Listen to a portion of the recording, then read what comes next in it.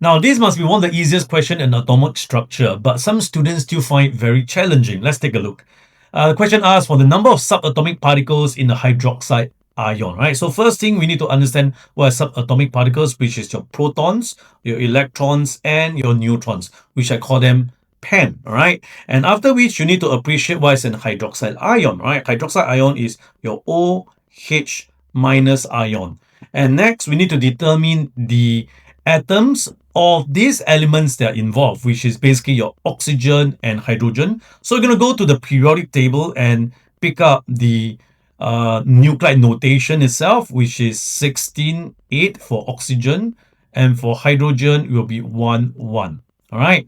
Next up, we're going to put in your hydroxide ion into the table like this, which is your oxygen, your hydrogen, and the negative charge. Don't forget about it, which is here. All right.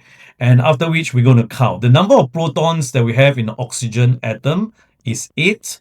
And the number of electrons, which is same as the number of protons, which is also 8. The number of neutrons is basically 16 minus 8, right, which is also 8.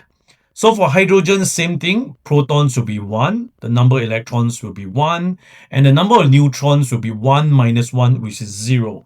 What about the negative charge?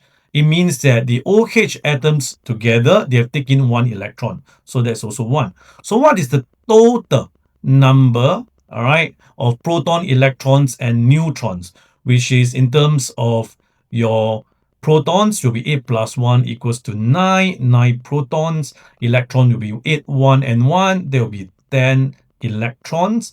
And the number of neutrons will be 8 plus 0, which is 8 neutrons. So this is how you find the subatomic particles of an ion. Hope you enjoyed the discussion. To your A in chemistry.